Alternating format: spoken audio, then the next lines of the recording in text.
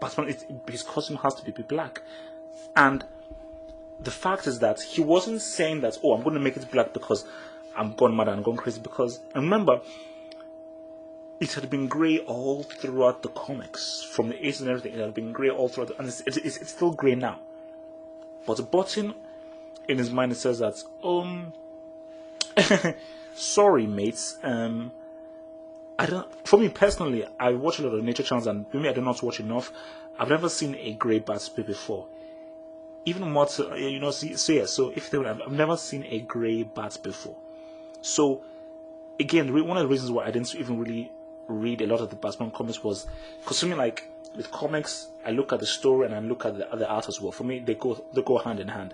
And the reason why I wasn't into Batman comics was he looked stupid. I was like, why is a guy prowling around in the streets wearing grey tights with a light blue cape? Like, he looked stupid. Just said, no, this looks stupid. But for the Spider-Man costume, like, I don't know, like any guy looking at the Spider-Man costume, it is probably the best costume from a creative point of view. The Spider-Man costume is probably the best costume. And for me, with how Spider-Man looked and with the story and the characters, that's why resonated with me a lot more than something like Superman or Batman. But for Burton, he knew that no, bats are dark, they're in the cave, most bats are black. Therefore, there's no question he has to be black. And that makes sense that he has to be black. He can't be grey. That's stupid. He can't wear grey tights. So he has to wear black, and it's got to be some sort of armor, because he's got to have some sort of defense against guys that are fighting him. But it's from a whole visual sense that when you look at him, it's got to look like a bat, man bat. So that's the thing that people need to just think first.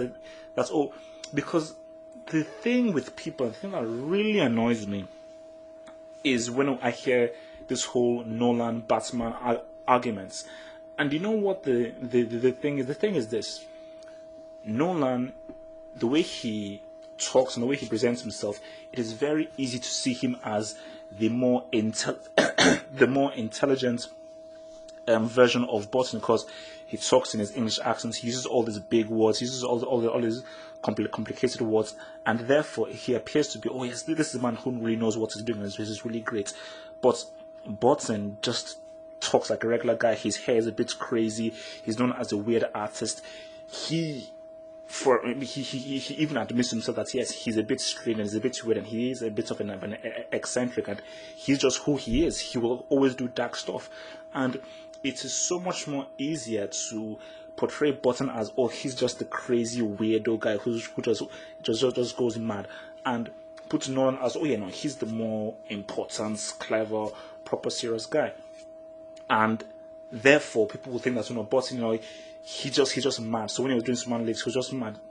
So it's actually insulting to him, because they believe that he doesn't have a brain, But you go to any artist, you talk to any guy who draws, and not just an artist, a musician, a guy who draws, anybody like that, anybody, talk to any artist, filmmakers, stuff like that, and there's a lot of thought that goes into art.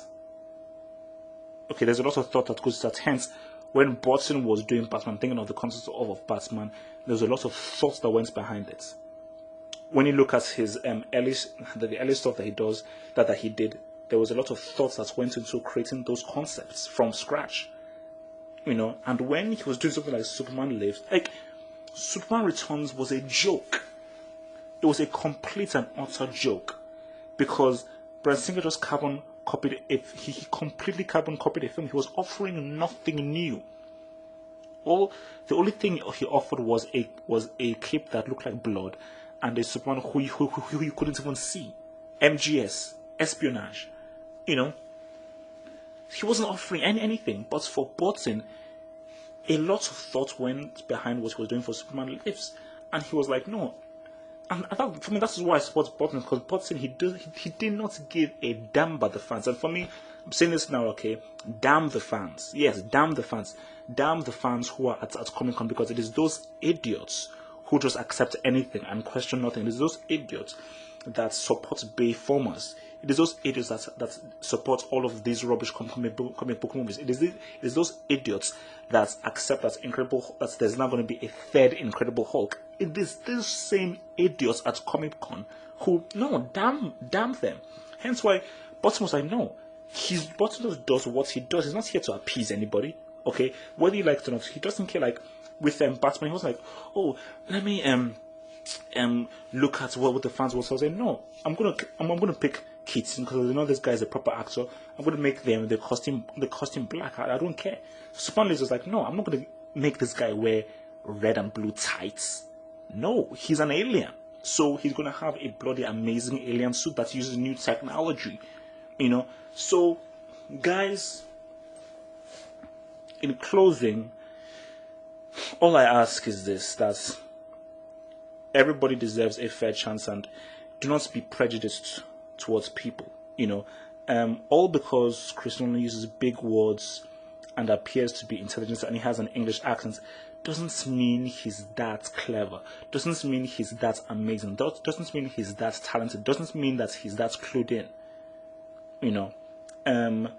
All because Burton has crazy hair and talks in a very weird way, is an eccentric, doesn't mean that he doesn't have a brain. Doesn't mean that he's actually extremely intelligent. Doesn't mean that he's actually very forward thinking. Okay, because I say again, Batman is still 20 years going, and people still go back to Batman. People still go back to what Keaton did. People still go back to Burton's Gotham. People still go to those YouTube comments. Burton did a lot for that Batman film under incredible duress. And under incredible duress because he really created something. And people just need to really rethink when they insult Burton, because you can insult all of his films all you want, and yes, he has had hit and misses, but my goodness, the guy is a guy that's creative, that's trying to offer stuff. For me, like, I was against him doing Charlie and the Chocolate Factory because for me, I was a huge fan of the original, but he was still offering something different and new with his Charlie and the Chocolate Factory. His Alice in Wonderland, you can say what you want from me. That Alice in Wonderland I thought was very interesting, and I preferred it to the cartoon, which had no story. And again, with the Superman Lives, Burton, there was a lot of thought behind that costume, and it made sense what he was trying to do with that costume. So, and all I ask for is, don't rush to insult people without thinking first. That's what I ask. I'm not saying that insult Burton, Nolan is a fool. No. I'm not saying that. I'm saying that give everybody a fair chance. Give everybody a fair chance. That is all I ask. All I ask. Just give everybody a fair chance, man. Look at how Superman Lives costume again and listen to the points I made about this. You know what I mean?